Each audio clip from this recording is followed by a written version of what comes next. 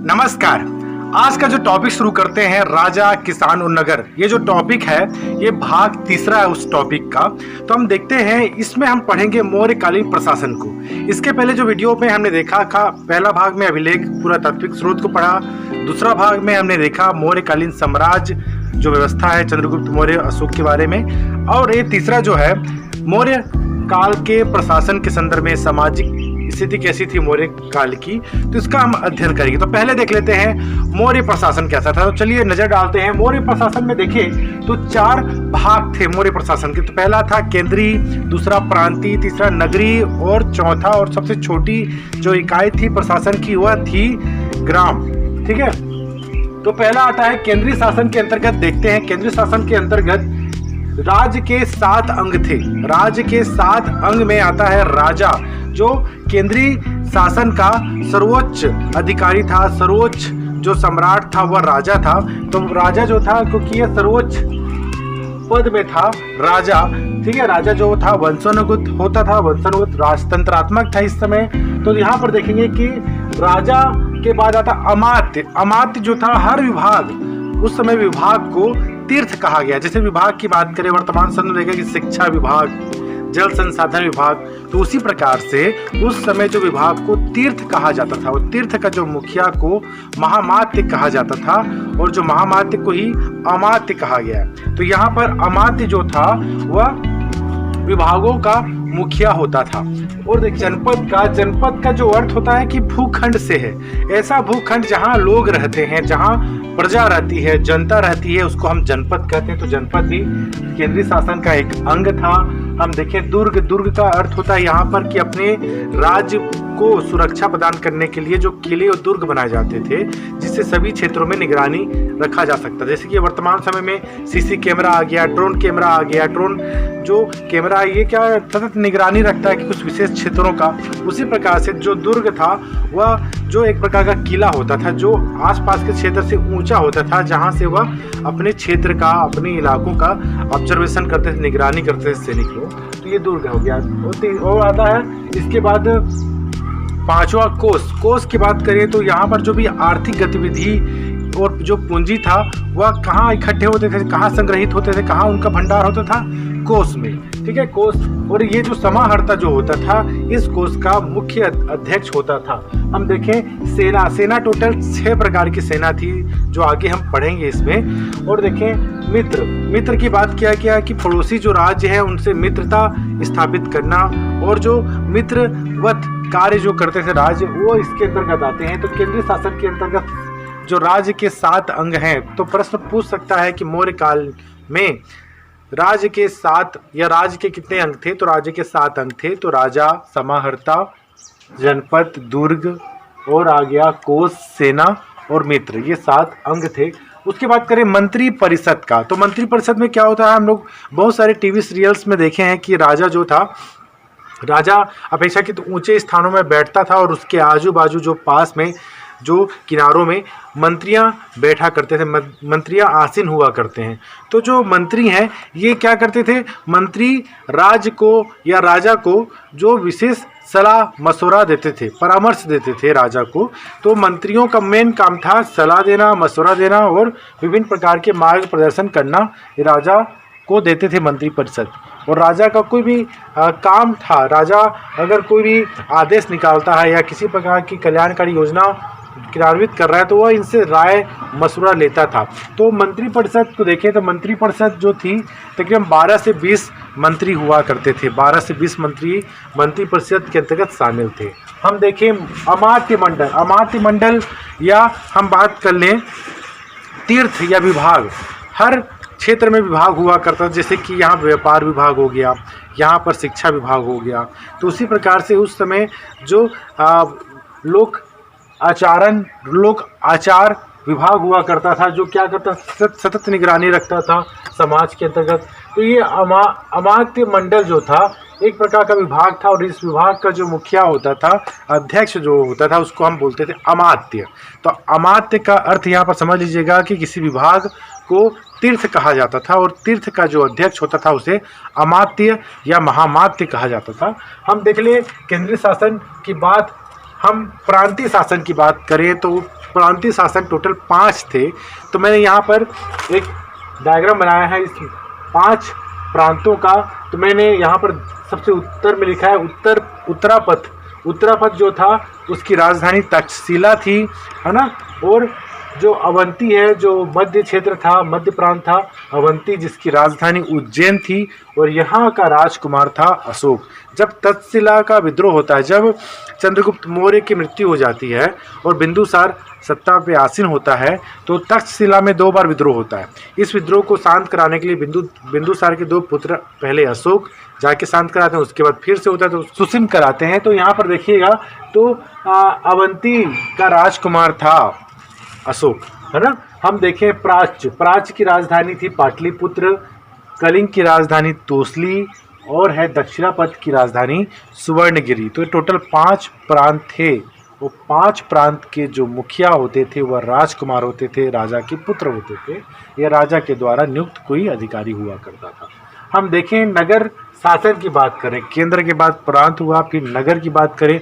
नगर का जो मुखिया होता था, रियल में जो इनका जो शासन होता था नगर क्षेत्र में, ये 30 सदस्यों का एक समिति होता था जो नगर में शासन किया करते थे। तो 30 सदस्यों का एक मंडल होता था जो नगर शासन करते थे।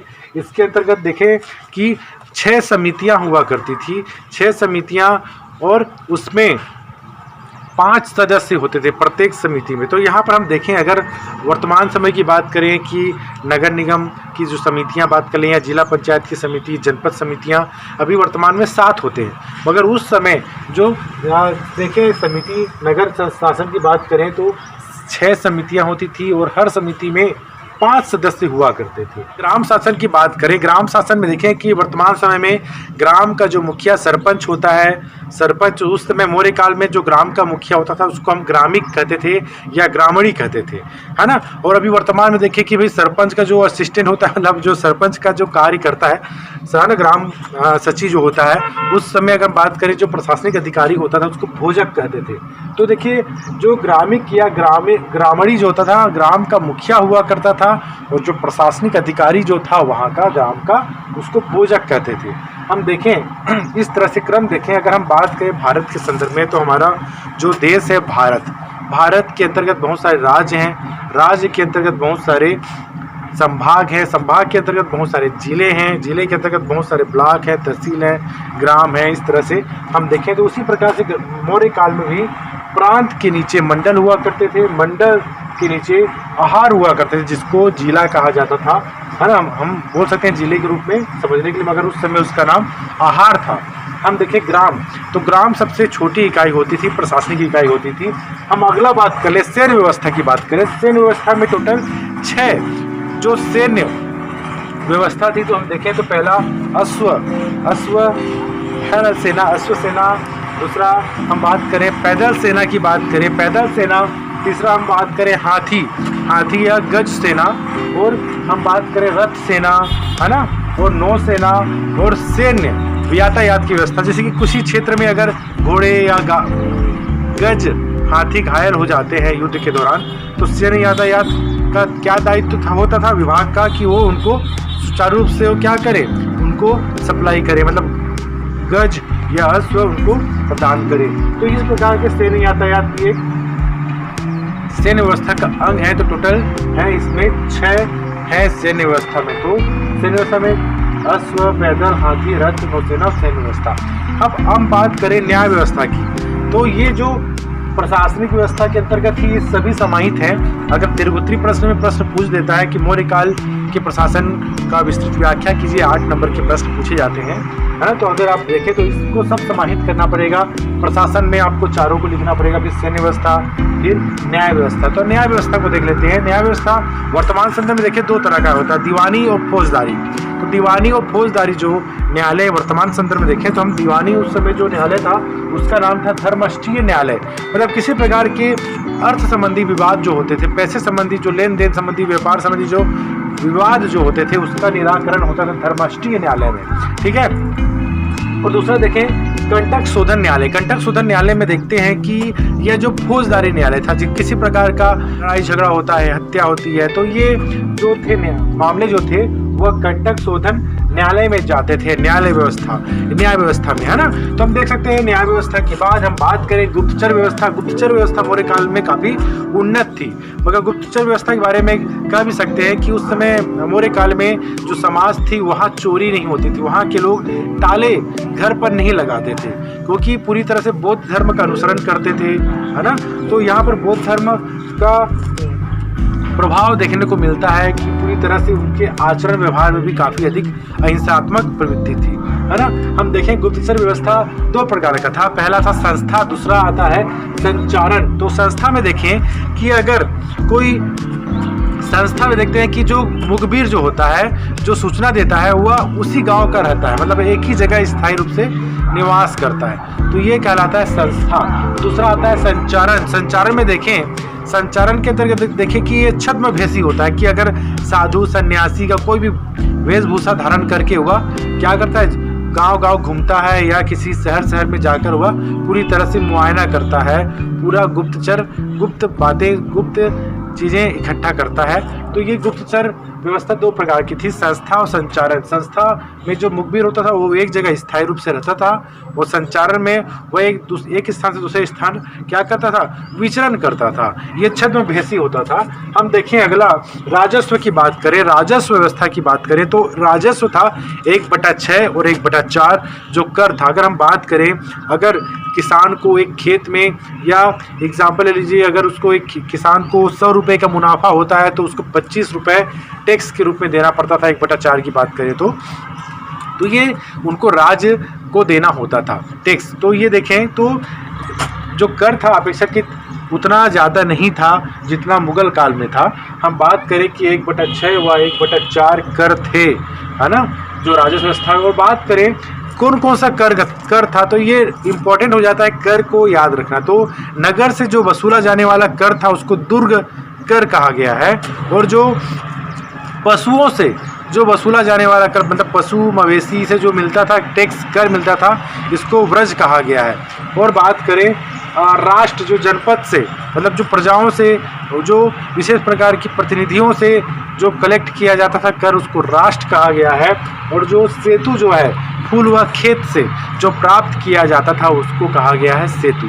तो इस प्रकार से 4 कर है मुख्यतः, तो दुर्ग कर, वज्र कर, ब्रज कर और है राष्ट्र और सेतु कर, 4 प्रकार के कर हैं, याद रख लीजिएगा।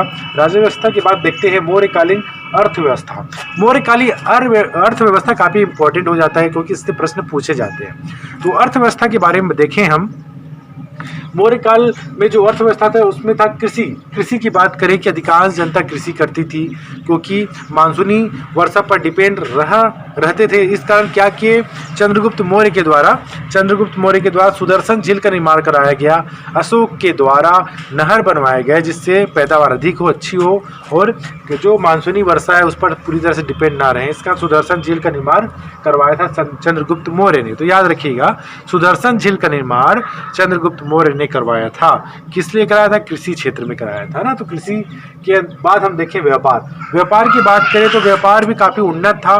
तो इसमें भारत की बात करें, भारत की जो पश्चिमी बंदरगाह है वो भड़ोस था, भारत का जो पूर्वी बंदरगाह था ताम्रलिप्ति था। तो ताम्रलिप्ति बंदरगाह भड़ोस से बहुत भारी मात्रा में व्यापार किए जाते थे। तो यहाँ पर बात करिए, एग्रोनॉमिक जो था वह मार्ग का अधिकारी होता था, जो सड़क मार्ग है या किसी प्रकार के जो राह है ना, सड़क मार्ग का जो मेन अधिकारी जो होता था, निरीक्षण करने वाला अधिकारी, मुखिया जो होता था, कुल मिला के देखिए PWD का जो अधिकारी था, है ना, तो यह था एग्रोनॉमिक था।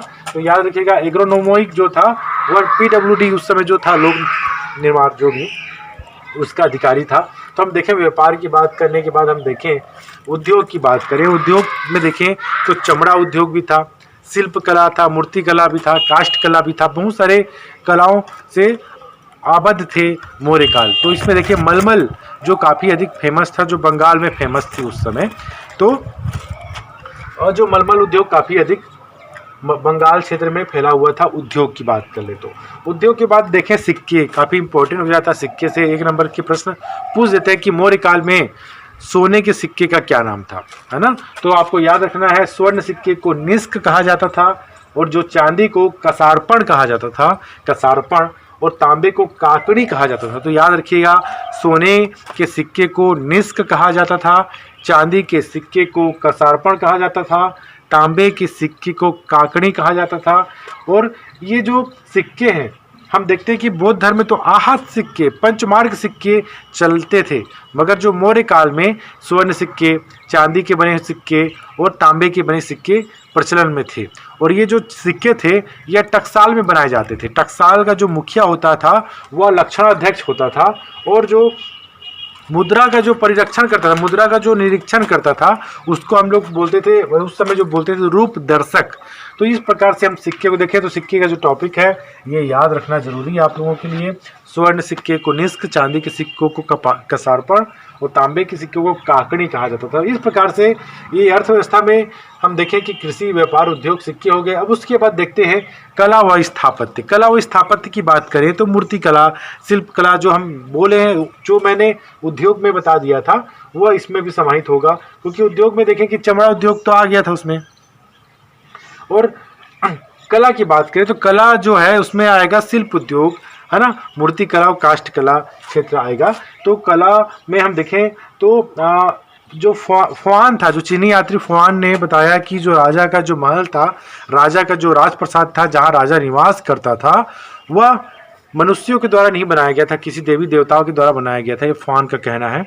मगर हम देखें कि राजप्रसाद क्या था, राजप्रसाद जहाँ राजा रहता था, राजा का जो महल था उसको राजप्रसाद कहते थे, और काफ़ी अधिक भव्य हुआ करता था राजप्रसाद। हम देखें स्तूप, स्तूप की बात करें, कला स्थापत्य कला में स्तूप की बात कर ले तो अगर बौद्ध ग्रंथ की बात करें तो बौद्ध ग्रंथ में मौर्य काल में टोटल 84,000 स्तूप का वर्णन मिलता है, जो अतिशयोक्तिपूर्ण लगता है हमें। मगर हमको देखें कि जो मेगास्थनीज जो है और जो हेनसोंग है वो बाकायदा अपने यात्रा वृत्तांत में लिखा भी है कि उन्होंने 80 स्तूपों का निरीक्षण किया, 80 स्तूप वे गए थे, है ना। तो हम इसका आकलन लगा सकते हैं कि शायद 84,000 स्तूप बनना सही भी हो सकता है। तो ये कला और स्थापत्य का नमूना काफ़ी अच्छा है। इसमें हम देखें सारनाथ का जो स्तूप है, सारनाथ के स्तूप से ही भारत का जो राजकीय चिन्ह है वह लिया गया है। जो हम देखें जो राज्य चिन्ह है, भारत का जो राष्ट्रीय चिन्ह है अशोक स्तंभ से लिया गया है। इसमें 4 सिंह हैं, इसमें हाथी है, अश्व है ना। और हम बात करें पक्षी भी हैं इसमें, मतलब 4 जीव हैं, और ये एक प्रकार का क्या है इसमें अशोक चक्र है। जो चक्र जो है तिरंगे झंडे में भी है, जो पैसे के मतलब नोट में भी होता है उस चिन्ह का उल्लेख। तो देखिए जो धम्म से संबंधित था, ये जो अशोक का जो चक्र है वो धम्म से संबंधित था जो इसमें है। तो देखिए ये कला स्थापत्य होने के बाद ये अर्थव्यवस्था का टॉपिक कंप्लीट हो जाता है। मौर्यकालीन अर्थव्यवस्था में हम देखा कृषि, हमने देखा व्यापार, उद्योग देखा, सिक्के देखे, कला व स्थापत्य कला देखे हम। इसके बाद हम देखते हैं सामाजिक जीवन। मौर्य काल का सामाजिक जीवन काफ़ी उन्नत था, बहुविवाह हुआ करते थे। इस समय जो सामाजिक स्थिति काफ़ी शांतिपूर्ण रहा करती थी। हमने देखा कि इसमें जब उल्लेख पढ़ने की बात करें तो हमने देखा कि मौर्य काल में जो सामाजिक जीवन काफ़ी अच्छा था। यहाँ चोरी डकैती नहीं हुआ करते थे, हत्या नहीं हुआ करते थे। इस कारण अधिकांश जो लोग थे, पूरी तरह से जो प्रजा थी, अपने घर में हुंडी नहीं होता, ताला नहीं लगाते थे, है ना, क्योंकि चोरी ही नहीं होती थी। तो हम सामाजिक जीवन काफ़ी उन्नत था, स्त्रियों की स्थिति काफ़ी अच्छी थी, एवं जो सभी धर्मों के प्रति समान भाव रखा जाता था। कुछ सनातन धर्म और ब्राह्मण धर्म के भी अनुयायी थे, मगर अधिकांश क्षेत्र बौद्ध धर्म को मानने वाले थे। मगर धीरे धीरे वैदिक काल के बाद ब्राह्मणवाद को भी प्रश्रय मिला, प्रश्रय मिला। तो हम देख सकते हैं सामाजिक जीवन काफ़ी उन्नत था, है ना। तो इस प्रकार से मौर्य काल का जो प्रशासन हुआ, मौर्य काल का जो अर्थव्यवस्था हो गया, मौर्य काल का जो सामाजिक जीवन हो गया, ये कंप्लीट हो जाता है। तो इससे प्रश्न पूछे जाते हैं। तो चलिए प्रश्न क्या क्या पूछा गया है। पहला प्रश्न पूछा गया है कि मेगास्थनीज या कौटिल्य के अनुसार मौर्य काल की सेना प्रणाली का वर्णन कीजिए। सेना की प्रणाली कैसी थी? मेगास्थनीज ने क्या कहा है? मेगास्थनीज ने मौर्य काल की सेना को 6 भागों में बांटा गया, जो मैंने यहाँ पर वर्णन किया है। अश्व सेना, पैदल सेना, हाथी सेना, कितनी सेना थी, घोड़े सेना, मतलब कितने सेना थी, इनका पूरा मेगास्थनीज ने वर्णन किया है इंडिका में, है ना, अपने ग्रंथ इंडिका में। दूसरा प्रश्न आता है मौर्य काल में आर्थिक प्रगति की विवेचना कीजिए। प्रश्न आता है, पूछा गया है। तो आर्थिक प्रगति की विवेचना के अंतर्गत आपको अर्थव्यवस्था को बताना पड़ेगा, सिक्के को बताना पड़ेगा कि ये सिक्के थे, है ना, और आपको पूरी आर्थिक गतिविधि के अंतर्गत कृषि, व्यापार, उद्योग, सिक्के को बताना पड़ेगा, ठीक है, आर्थिक गतिविधि के अंतर्गत। अगला प्रश्न है मौर्य काल प्रशासन पर संक्षिप्त टिप्पणी लिखिए। तो प्रशासन को पूरी तरह से आपको वर्णन करना है, केंद्रीय शासन, प्रांतीय शासन, नगर शासन, ग्राम शासन, ये जो इस शासन व्यवस्था के मुखिया का नाम बताना है आपको। दूसरा देखें सैन्य व्यवस्था, तीसरा देखें न्याय व्यवस्था, चौथा देखें गुप्तचर व्यवस्था, पांचवा देखिए राजस्व व्यवस्था। इस प्रकार से मौर्य काल का जो प्रशासन है समाप्त हो जाता है। अगला जो टॉपिक हम पढ़ेंगे गुप्त काल का, ठीक है। धन्यवाद।